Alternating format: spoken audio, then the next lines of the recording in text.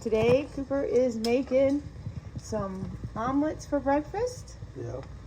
Cooper is in the culinary class at high school. He's in the 11th grade. So, Yep. you want to tell him a little bit about the culinary school? Pretty cool. Yeah, you make good stuff too. Yeah.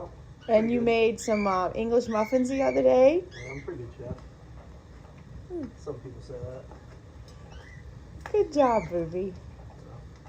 It has been snowing for a couple hours now, and we've had some high winds with the snow blowing everywhere. Look at this. It turned out beautiful. Well done, Cooper. Guys, I decided that I'm going to make the cabbage and cheddar soup today because it's still snowing out, and Bruce suggested that we have some soup instead of pizza, although I was really excited about the pizzas.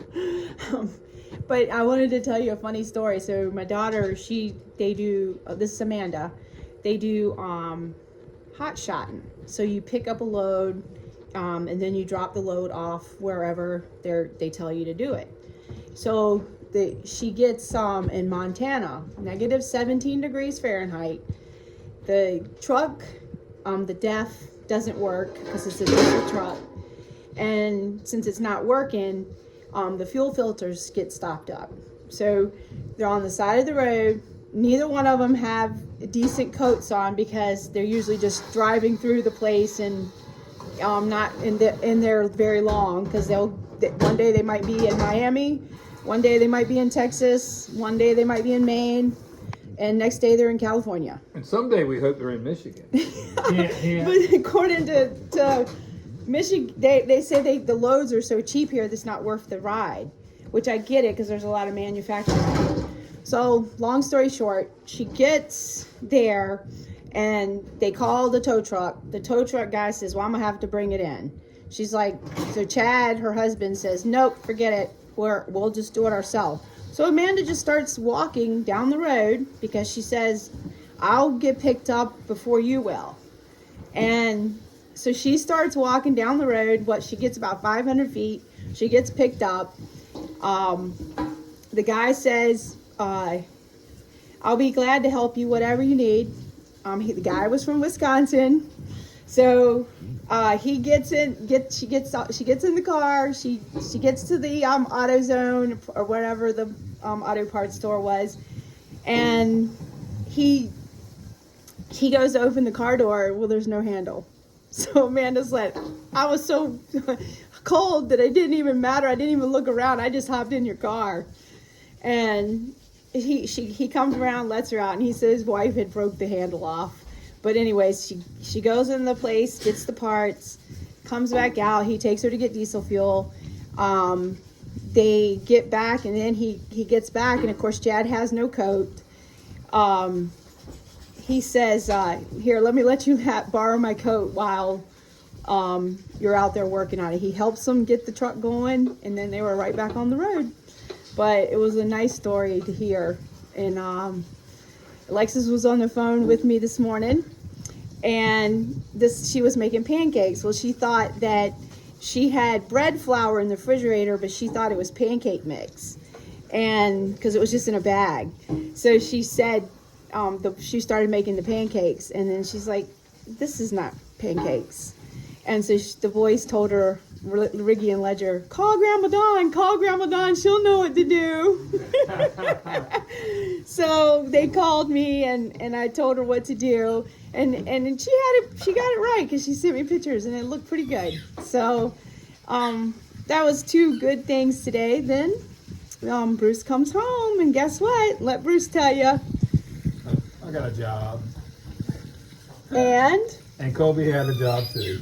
And Colby starts in the apprentice program at the shipping. Yay! Yay! So that's some good news for you guys today. So I'm gonna grab a can of the beans I did this year. Guess if it would be nice if I put it in the camera. And some chicken broth, so this is all turkey broth, so the chicken broth's down the other way. I came over here to look at all the, not to look, but to get some potatoes. But the thing is, look at that.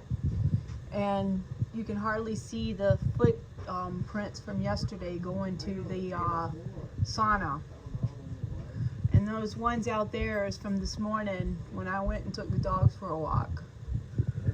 And it was all the way up to my boots, the top of my boots, the like little bit above the ankle.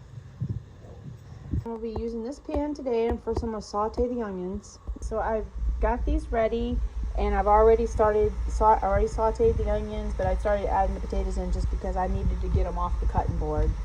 Just wanted to show you the birds. They're all out there. There's a cardinal on the ground, and there's a red cardinal right on this feeder right here, but it's turned to the other side. But you can see, look on the beehives, how tall the snow is. And I went out there and filled the feeders up. I'm gonna need to make some soot cakes. Alright guys, so I wanted to show you a little update of the soup. And you can see I added the rice that was left over from last night and a little bit of the stew that was, the beef that was in the refrigerator that was left over. So normally you wouldn't even add meat to it, but you know I have all these boys that complain, oh, it's not enough meat in it, it's not enough meat. But I'm going to give you the real recipe for it. But this, I made it kind of, you know, like you can do soup any way you want to do soup. And this is a delicious way. And I'm going to cut up the cheddar cheese or grate up the cheddar cheese and make some cornbread. And then we're gonna go play in the snow. Yeah, because it's like we just got the blizzard warning right then. So, but anyways, I'm gonna go down and get a jar of deer or venison. Let me be correct. And put in here. So here it is. And this is the same deer that we processed. Me and Colton did right before we left Gates County. And he got a bunch of jars. We just split it right in half. And we did a bunch of jerky and all. And I also have videos on all that. So, and Colton is now in Pigeon Ford. I used the duck eggs.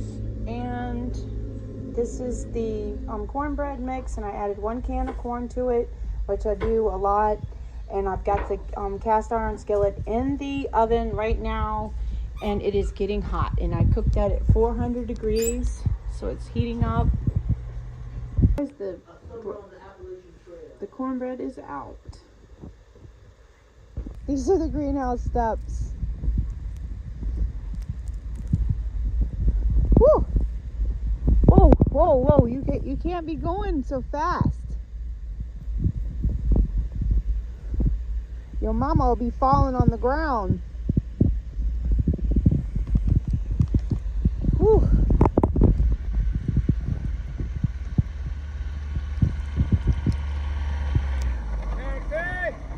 I'm a walk.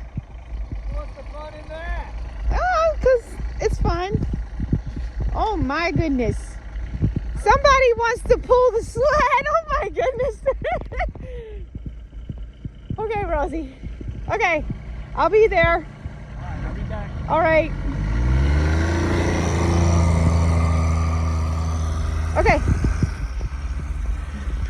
She wanted to come so bad. She loves the snow. Tell him how much you love this. That's right. That's right.